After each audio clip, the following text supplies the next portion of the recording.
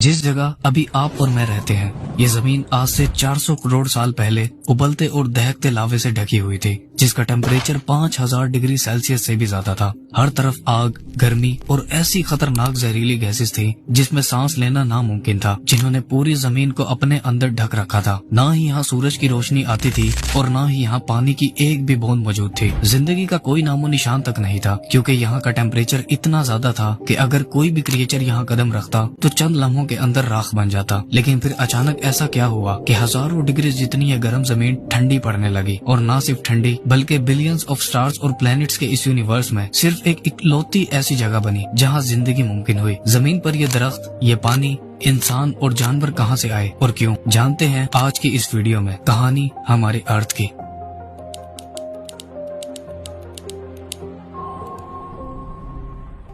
आज से करीब 6.5 बिलियन साल पहले हमारी स्पेस में एक डस्ट और गैसेस से बने क्लाउड और एक स्टार के अलावा और कुछ भी नहीं था। पूरी स्पेस एकदम खाली और खामोश थी। साइंटिस्ट ने इस गैसेस के क्लाउड को सोलर नेब्यूला का नाम दिया है। ये क्लाउड मेनली हाइड्रोजन और हीलियम गैसेस से बना हुआ था, जो यूनिवर्स में सबसे ज्यादा पाए जाने वाले एलिमेंट्स में से हैं। इसी क्लाउड में और भी कुछ एलिमेंट्स मौजूद थे, जैसे ऑक्सीजन, कार्बन, नाइट्रोजन और सिलिकॉन, जिनसे हमारे सोलर सिस्टम के ज्यादातर प्लैनेट्स बने हैं। ये बादल करोड़ों सालों तक ऐसे ही स्पेस की खामोशी में 100 लाइट ईयर्स तक फैला हुआ था। यानी लाइट को इसके स्टार्टिंग पॉइंट से एंडिंग पॉइंट तक पहुंचने में पूरे 100 साल लग जाते। लेकिन एक दिन इसके पास मौजूद उस स्टार में, जिसका हमने अभी जिक्र किया, एक बहुत बड़ा धमाका हुआ, जिसे साइंटिस्ट सुपरनोवा एक्सप्लोजन कहते हैं। ये धमाका इतना ज्यादा भयानक और इंटेंस था कि इसके फटने से उस क्लाउड के अंदर की सारी गैसेस, डस्ट और सारे एलिमेंट्स बड़ी ही तेजी से कंप्रेस होने लगे, जिसके नतीजे में ये अपने सेंटर की तरफ कोलैप्स होने लगा। इस कंप्रेशन के दौरान ये क्लाउड बड़ी ही तेजी से घूमने लगा। जैसे जैसे ये कंप्रेस होता गया, वैसे वैसे ये एक रोटेटिंग डिस्क में बदलता गया। इस प्रोसेस को सोलर नेब्यूला हाइपोथेसिस कहते हैं। इस रोटेटिंग डिस्क के सेंटर में एक न्यूक्लियर फिजन रिएक्शन होने लगा, जिसका टेम्परेचर 15 मिलियन डिग्री